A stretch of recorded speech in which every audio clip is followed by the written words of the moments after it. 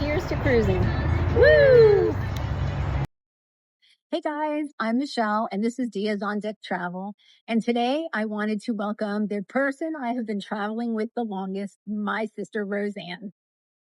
So we're going to talk a little bit about some of our favorites and some of the things that we think about cruising and a little bit about how it's changed. So my first question to you is, what's your favorite cruise ship then? Favorite cruise ship for the ship itself, I would have to say Carnival Mardi Gras. Okay. I would have to say Royal Caribbean Star of the Seas. It's spectacular. I've been on the Mardi Gras, and I think you went based on my recommendation, right? I like the Mardi Gras for the way that they set up the shows and just the central location, open. They were so theatrical and there was acrobatic intricacies to the show. It was just, you didn't know where to look. There was so much going on. Well, and Mardi Gras is an Excel class, so you are going to get the best of the best until they come out with the next best of the best, which I think is the Festival and the Carnival.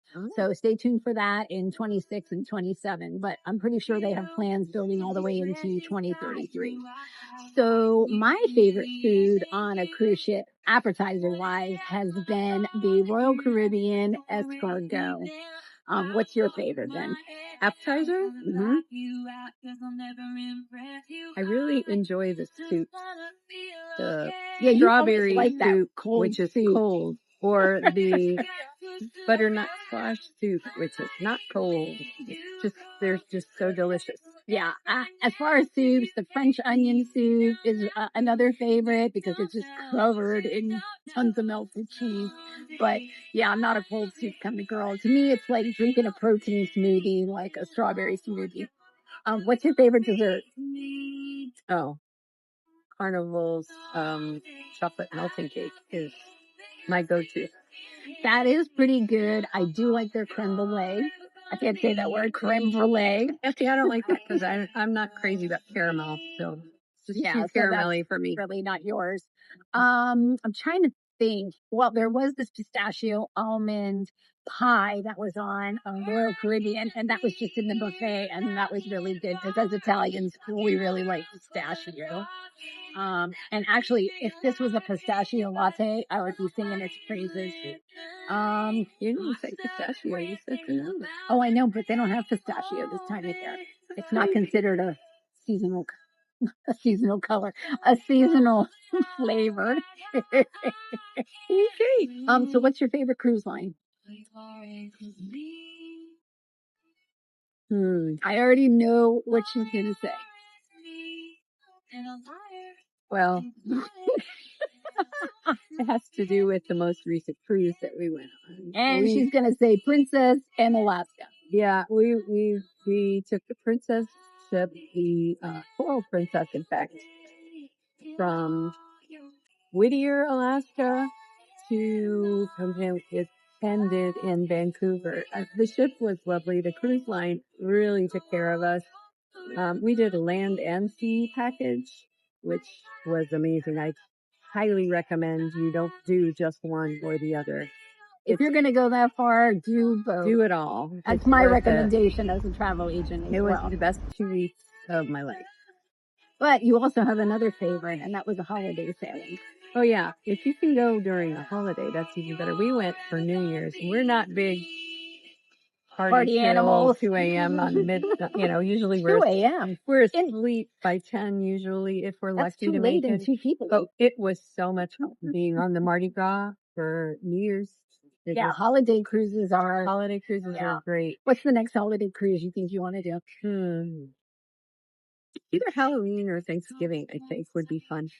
Halloween cruise on the Utopia was awesome. I'm going to have to rethink my costume because, like our waiter was 12 years old and he had no idea who Elvira was. But he left the table and I'm sure he Googled it to find out because, it's super real. I think the next holiday cruise I want to do is I've already done Halloween, so I'm thinking the next holiday cruise I'd like to do is Christmas. But hard to get away at the holiday with my job. But yeah, that's probably next on my bucket. What's the next cruise line you want to try that you haven't been on yet? Ooh, that's an interesting question. I'm really intrigued by river cruising through different ports in Europe. But I don't know what cruise line. Viking, Well, I know, is the one everyone knows, and they look great. But I've also seen a lot about Hama Waterway. and So, Celebrity has also come out with their oh, that's new right. I river forgot about cruising. them. So, and when they first announced that they were having river cruising, that booked up like in the first 5 hours for the next 2 years. I think the next cruise line I want to try is either going to be Virgin or Princess. And I'm super excited because in a few days I will be on a ship tour for the Sky Princess out of Port Canaveral. So I will definitely be bringing that to you as well. What's your most unfavorite thing that you've experienced on a cruise? I can already think of one. Unfavorite? Yeah. The least favorite? The least favorite or the On the ship? Yeah. Or getting off the ship? Yeah, that is Every pretty time. horrible. I mean, there's been And some I don't mean glitches, getting off for excursions. I mean like being the sent home. final, like see you bye. I don't like that. Yeah, I it's the think saddest. it's highly against that. Yeah. I think my least favorite thing that happens on cruising sometimes is you have to make too many trips to get services because there's like a technical glitch. But it's a cruise. I mean, how much I really don't have any complaints about cruising. What's your favorite port? Favorite port? Anything in Alaska. But if you're talking about Caribbean, I really enjoyed St. Thomas, St. Martin, that route. That was a long time ago too. That was fun.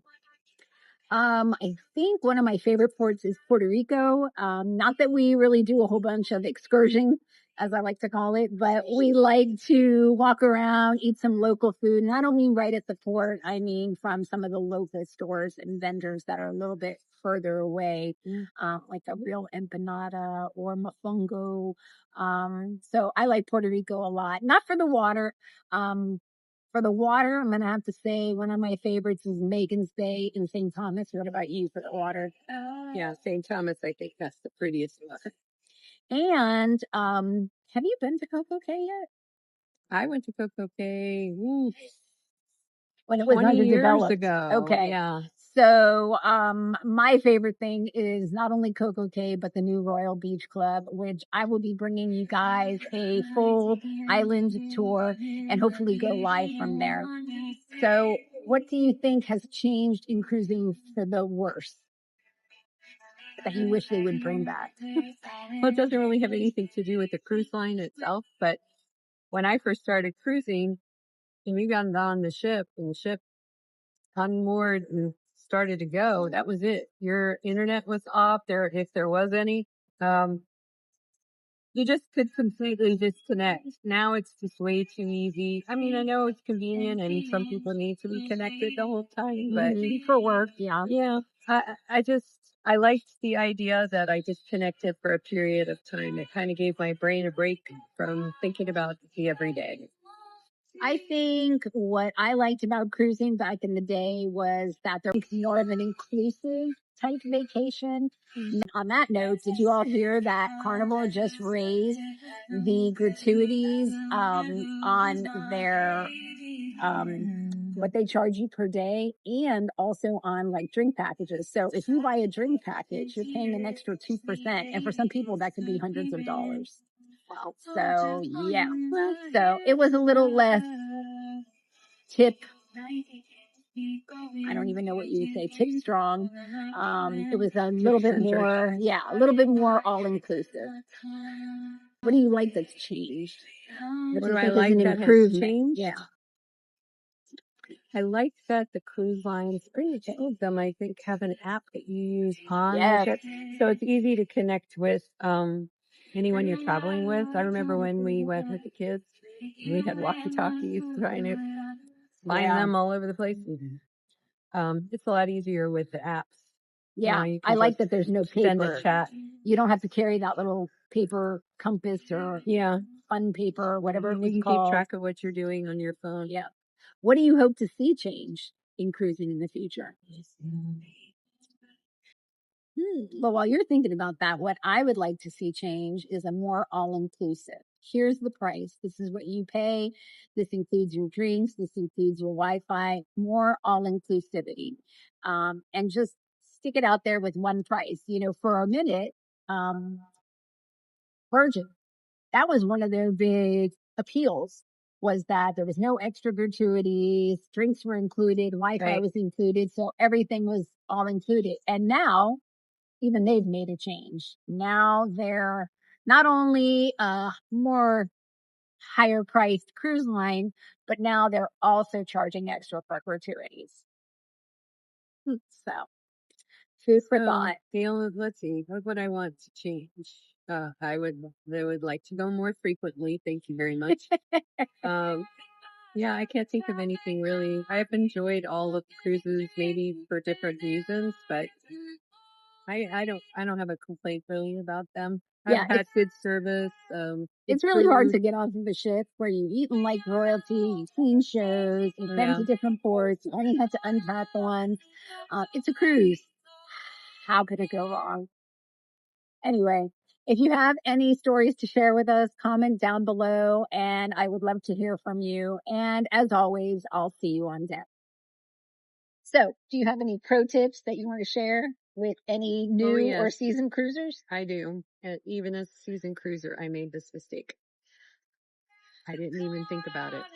Put more than one credit card in your wallet, because we had paid for one trip on one credit card and got locked out when I was boarding another trip, and that it resulted in 9 trips to guest services. And it wasn't guest services' fault. It was my fault for not being prepared. So bring an extra credit card.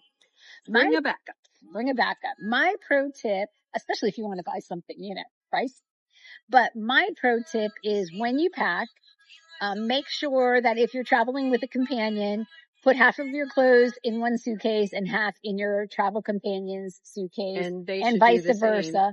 Because if one bag for some reason doesn't show up, which I'm going to tell you in 35 years of cruising, Never happened. I've never had it happen. But it could show up late. It could be late. So at least you have clothes. You both have clothes if only one bag shows up. So that's my pro tip. Cheers to cruising. Woo!